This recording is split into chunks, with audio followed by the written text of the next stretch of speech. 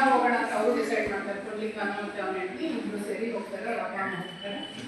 ಹೋಗುವಾಗ ಅದು ಏನಂತಾರೆ ಇವರು, ರೀ ನಮಗೆ ಅಷ್ಟೆಲ್ಲ ನಡೆಯೋಕ್ಕಾಗಲ್ಲ ಕಣ್ರಿ, ಕಾಲೆಲ್ಲ ನೋವಾಗ್ತೈತೆ ನಮಗೆ, ಹೆಂಗೆ ಬರಲಿ ನಾನು ಅಷ್ಟು ದೂರ ಅಂತ ಕೇಳಿ.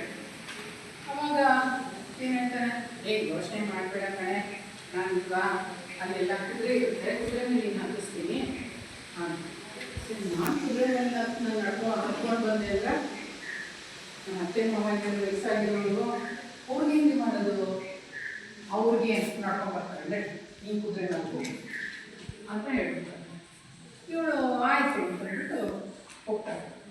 ಇವಳು ಹೋಗ್ತಾಳೆ, ನಡೆಯೋಕ್ಕಾಗೋದಿಲ್ಲ, ಕಾಲು ಕುದುರೆ ಕುತ್ಕೋ, ನಮಗೂ ಯಾಕೋ ಕಾಲು ನೋಡ್ತಾ ಇದೆ, ನಾನು ಕುದುರೆ ಕುತ್ಕೋತೀನಿ, ಅವನು ಕುದುರೆ ಕುತ್ಕೋ. ಇವರಪ್ಪ ಅಮ್ಮ ಕೂರಿಸೋದೇ ಇಲ್ಲ. ಅವ್ರ ಪಾಪ ಸುಸ್ತಾಗಿರುತ್ತೆ, ಕಾಲೆರಡು ಹೋಗ್ತಾ ಇರ್ತಾರೆ, ನೋವು ಅಂತಾರೆ, ಕೂತ್ಕೊಳ್ತಾರೆ ಒಂದು ಕಡೆಗೆ, ಮತ್ತೆ ಎದ್ದೇಳ್ತಾರೆ, ನಡೀತಾರೆ. ಹಿಂಗೆ ಸುಸ್ತಾಗಿಸುತ್ತೆ. ಅವ್ನು ನೋಡ್ತಿರ್ತಾನೆ, ಬನ್ನಿ ಬೇಗ ಬೇಗ, ಓಹೋ ಎಷ್ಟೊತ್ತು ನಿಧಾನಕ್ಕೆ ನಡೀರಿ, ಬೇಗ ಬೇಗ ಬನ್ನಿ ಅಂತ ಜೋರು. ಆದ್ರೂ ಅವರಪ್ಪ ಏನು ಮಾಡಿಲ್ಲ, ತುಂಬ ಬೇಜಾರಾಗ್ತದೆ. ಮತ್ತಷ್ಟು ದೂರ ಹೋಗ್ತಾ ಇರ್ತಾರೆ. ಹೋಗುವಾಗ ಏನಾಗ್ತಾ ಇರುತ್ತೆ, ಹೋಗ್ಬಿಟ್ಟು ಯಾತ್ರೆ ಎಲ್ಲ ಮುಗಿಸ್ಕೊಳ್ತಾರೆ. ಮುಗಿಸ್ಕೊಂಡು ಏನು ಮಾಡ್ತಾರೆ, ವಾಪಸ್ ಅವ್ರ ಊರಿಗೆ ಬರ್ಬೇಕಲ್ಲ. ಬರ್ತಾ ಇರುವಾಗ ಏನಂದ್ರೆ ಅಲ್ಲೊಂದು ಋಷಿಮುನಿ ಆಶ್ರಮಕ್ಕೆ ಹೋಗ್ತಾರೆ ಉಳ್ಕೊಳ್ಳೋದು ರಾತ್ರಿ. ದಾರಿನಲ್ಲಿ ಅವಾಗಿನ ಇವಾಗ ಕೆಲವರು ನಡ್ಕೊಂಡು ಹೋಗ್ತಾರೆ, ಆದರೆ ಎಲ್ಲರೂ ಒಂದು ಮುಖ್ಯವಾಗಿ ಹೋಗ್ತಾರೆ.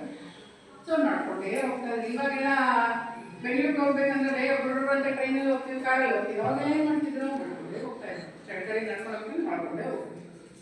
ಹಂಗೆ ಅವರು ನಡ್ಕೊಂಡು ಬಂದಾಗ ಊರು ಹೋಗ್ತಾ ಏನಾದ್ರು ಕತ್ಲಾಗೋಯ್ತು ಅಂತಂದ್ರೆ ಯಾವ್ದಾರ ಊರಿದ್ರೆ ಆ ಊರಲ್ಲಿ ದೇವಸ್ಥಾನನೋ ಅಥವಾ ಊರಿನ ಕಟ್ಟೆನೋ ಅಥವಾ ಆ ಊರಿನಲ್ಲಿ ಯಾರೋ ದೊಡ್ಡ ಸೌಕಾರ ದೊಡ್ಡ ಮನೆ ಕಟ್ಟಿರ್ತಾರೋ ಅಲ್ಲಿ ಹೋಗಿ ಕೇಳ್ಕೊತಾರೆ, ಒಂದು ರಾತ್ರಿ ನಿಮ್ಮ ಮನೆ ನೋಡ್ಕೊಬೋದ ಅಂತ ಹೇಳ್ಕೊತಾರೆ.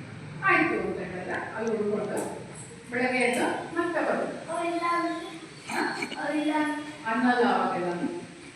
ಇವಾಗ ಕೆಲವು ಜನ ಇಲ್ಲ ಅಂತ ಹೇಳ್ತಾರೆ. ಅವಾಗ ಹೆಲ್ಪ್ ಮಾಡಬೇಕು ಅಂತಂದ್ರೆ ತುಂಬ ಖುಷಿನಲ್ಲಿ ಮಾಡ್ತಾರೆ. ಓ ನಮಗೆ ನಿಮಗೆ ದೇವ್ರ ಭಕ್ತರು ನೀವೆಲ್ಲರೂ ದೇವಸ್ಥಾನಕ್ಕೆ ಹೋಗಿ ಬಂದಿರ್ತಾರಲ್ಲ, ದೇವ್ರ ಭಕ್ತರಿಗೆಲ್ಲನೂ ನಾವು ಸಹಾಯ ಮಾಡಿ ಸೇವೆ ಮಾಡಿದ್ರೆ ನಮ್ಗೆ ಒಳ್ಳೇದಾಗುತ್ತೆ ಅಂತ ಹೇಳಿ ಮಾಡೋದು. ಈಗಲೂ